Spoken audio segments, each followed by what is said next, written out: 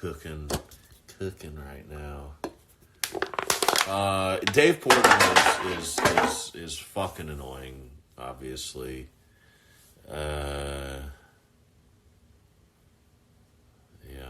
Just, his fuck the Jews, he can't handle it. It's obvious that, he tries to be this cool sports locker room talk guy. Just one of the guys, just grab a beer, hiss,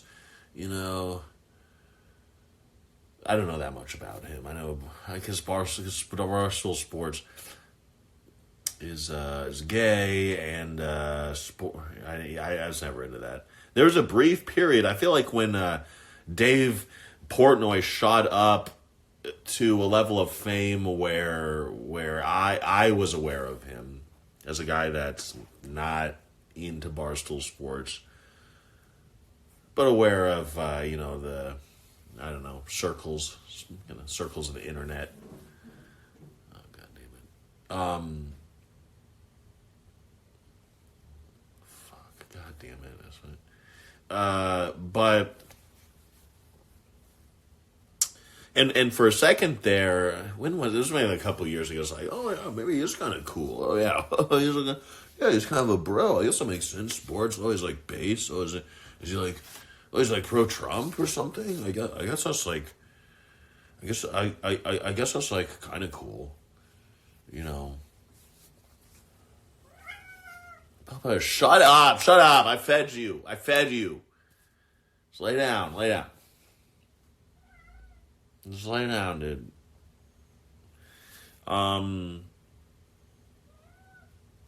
For a while, a few years ago, oh, he's under Trump. That was at least like, oh, yeah, he's good. That meant something. That meant, all right, okay, you're not like a complete brainless, like lib cuck, completely owned, whatever. It took some balls for a bit. Peter Thiel, that was just, I don't know. That doesn't mean anything. When JD Vance now is like, there's no balls, there's no bite. I mean, this is, it's obviously it.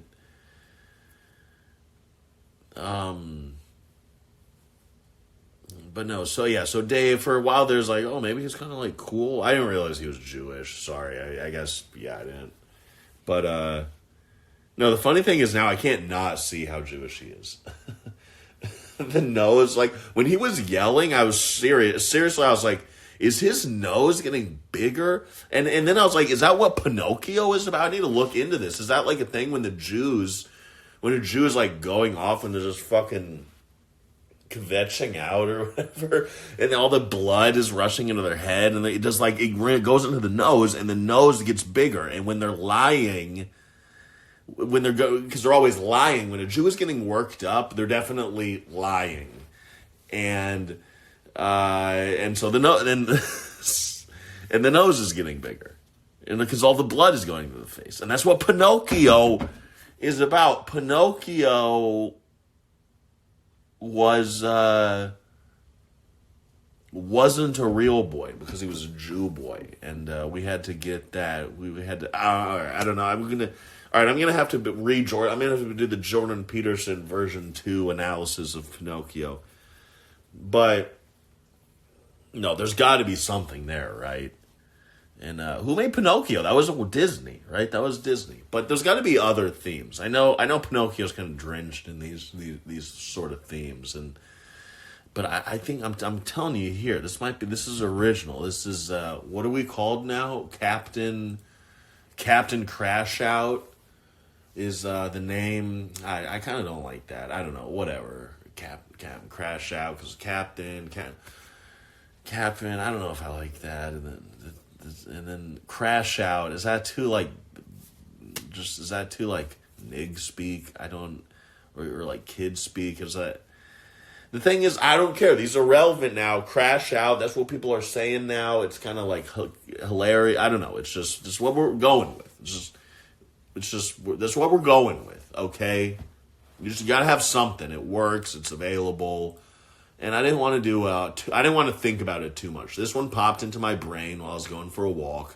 I trust my brain. The whole point of this channel, this project or whatever I'm doing here is I think one of the core tenets is this sort of this rawness and realness and so some sort of like fearlessness. I'd have to say there is a fearlessness component, which is I'm too exhausted to think about consequences or this or that. This is what I want to do right now. I love this internet, these parts of the corners, like many guys. I'm a constructive member of society, and I'm also consider myself, and many around me would consider myself to be a highly capable technical contributor, and have no problems with employment. Have never the opposite since 18. Just people want me working for them because I'm. Anyways, but outside of work for years now, it's just there's no I've friends, but it's just you live online. It's just there's no other where to go. There's nothing else to do. This is the realest place now. Anyway, but so this and I definitely have feelings about things. And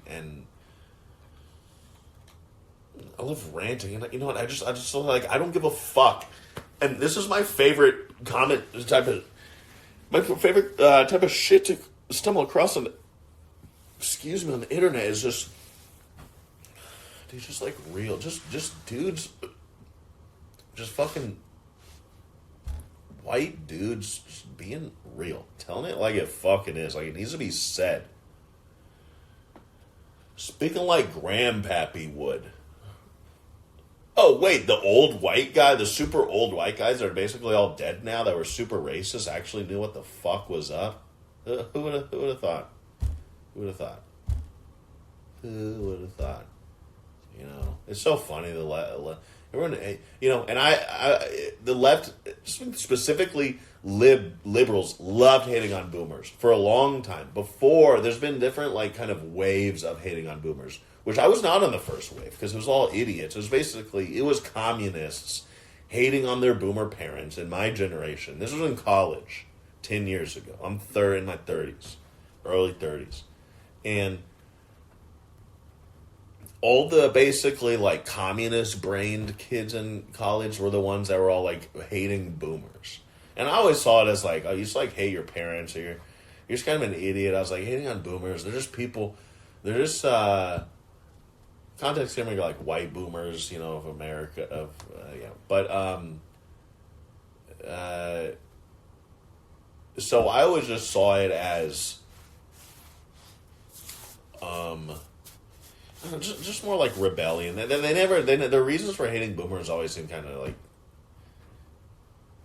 this is stupid. It was just communist bullshit. They didn't already make gay marriage be a thing. The thing is, the boomers they did, right? And the boomers were the hippies. So,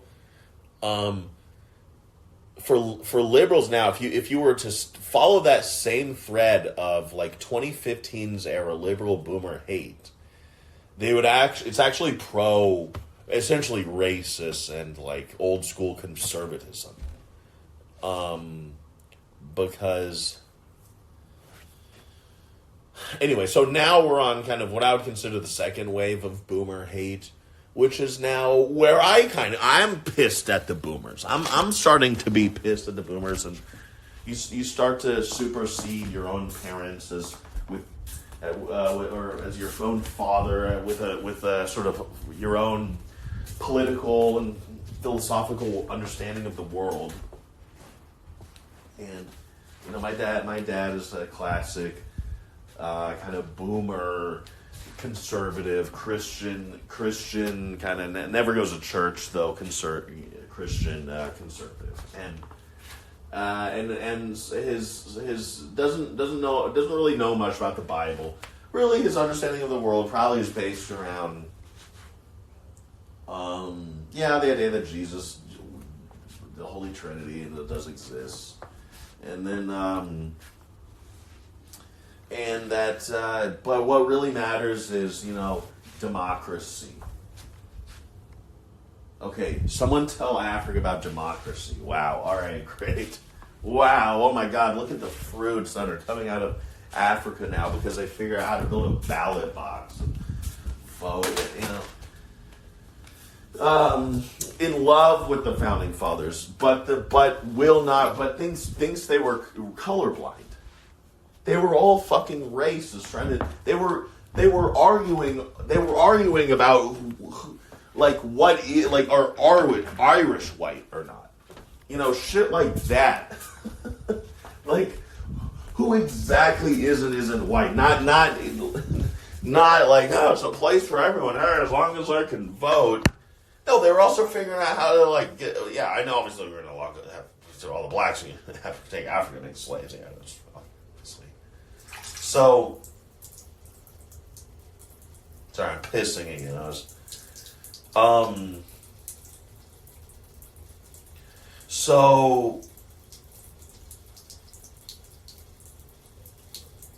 Yeah, the boomer, they don't ever, their philosophical framework, no part of it involves basically putting a foot down or being assertive or being controversial or any form of making hard decisions. And that's why they let their wives run all over them, and they raise whore daughters then, which now my generation of men have to deal with. And so they just didn't manage anything. And I guess that's and I'm not even talking economically because that's, so maybe there's like three waves. I don't hold the economics against them. That's like most people aren't politically savvy. They work hard, they get money, they save it, they buy a house, they buy this shit, whatever. I don't really blame them for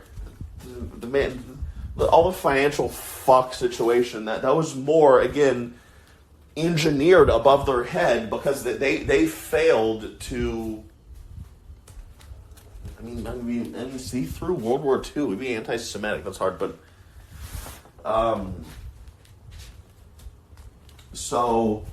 but what I do hold them against them is just not having a spine, I guess. I know, and my concern now right now, I guess, is I don't know. I mean, the women thing, at least in this conversation. Oh, money. I mean, all of it. But what I see is the average boomer didn't have. The biggest thing they could do is have most control over is their family and their and inside their home and how they basically fought or would attempt to fight feminism, and basically raising these completely disrespectful generation, an ungrateful generation of daughters, and wives, and having wives that walk all over them. And by the time we come along, the whole woman situation is just completely fucking fried. Every girl, they think they're a princess. So that's and to not be more racially conscious and how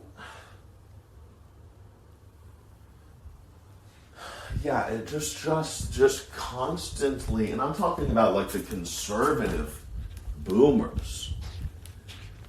They just have an infinite catalog of excuses to make for black people and the black community. Just the performance of blacks in America. Just all of it, whatever you want to call it. Their community, their culture, their people, them, Just there's always an excuse, but it's like it's an excuse that sound, but they still leave enough room for their little to shake their fist a couple inches, and be like,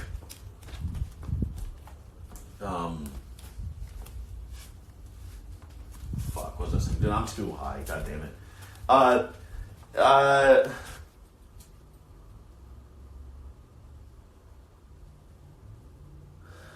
don't know. It's just. Sorry, I'm spaced out. This is the only time I ever record these things, I'm still. I got into another pothead phase, so that's.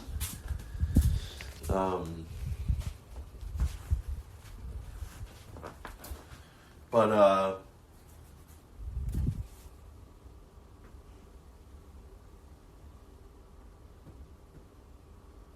yeah, they're always just like, they know.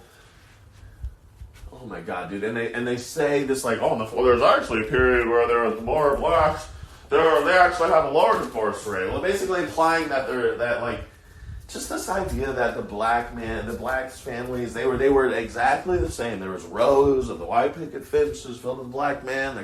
He wore a suit and a tie and a hat to work every morning, and he kisses his two black kids, and they both, on his kid's black son. He's like, get on, hey. I told you I'm late for work. Come say goodbye. Hey, stop reading. Hey, get out of that math book and come tell me goodbye. I'm late. I'm late to go work at the library. I got another raise this morning. I told them. They told me about. I showed them my new system of organizing the books was 10% more efficient. But then just the welfare came out. And the welfare system came out, and it was just something in their DNA where it's like the smell because of the like ink that the blue slips were printed on. Back there was like lead based or something. I don't know. There's just bad. And they were smelling. He was like, "All right, see ya." Well, he's walking, just whistling, and super happy. He was like, "Oh, hey, Mr. Smith." Hey, did you teach Timmy that trick? Does that help with his math homework last night? He's like, oh, yeah, well, yes, Mr. Thomas. That was how he was. I never heard of such a trick to help with long division. It's like, what? Anything to help little Timmy. We'll see ya. And then like this little wind blows, and it blows this little food stamp ticket. He never sees he's all. His nostrils flared up. He actually had normal sized nostrils, but it smelled. So he was like, made his nose bigger. He's like, what in the? Well, goddamn, give me something. Hey, that man, give me that. He started just mouthing off, and he transformed into this beast, this fucking beast. And he actually clawed. He had little Timmy. He was like, oh, little Timmy. He crossed little Timmy. He was like, Mr. Thomas, I aced my math test because of you, Dave. He's like, get out with you. He was like, just fucking stabbed. He pulled out like a homemade shank. Anyway, rip little Timmy, dude. But yeah, that's just boomers. They always have some. They have some anecdote about, like, at the same time that was real, but then also, which is like also self-contradictory, about how there's like an important example of their like, oh no, and this was a good black family, or like how this anomaly of I know exactly what turned this black guy into one of the bad black guys. And it's just like, these are not just useless anecdotes, just fucking useless anecdotes. And that are so just obviously not true. And I don't know how much to fault them for that. Like, how clear is it? It's not everyone necessarily lived near them. They weren't as integrated. There was it rap music everywhere. There obviously wasn't the internet. There wasn't as much the A, integration, but also B, this. You just all this insight into information, like first-hand accounts, videos, of just but their behavior, it's the awareness, like because it's just getting to the point where there's no denying. It's just undeniable.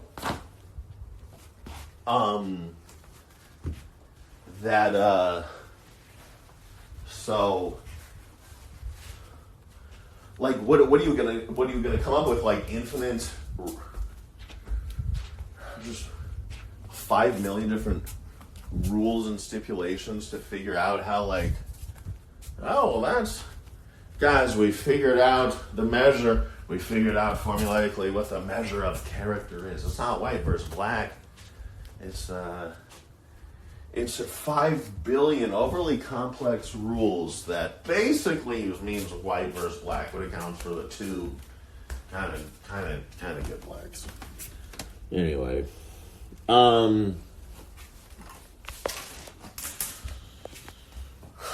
Let's close this one out.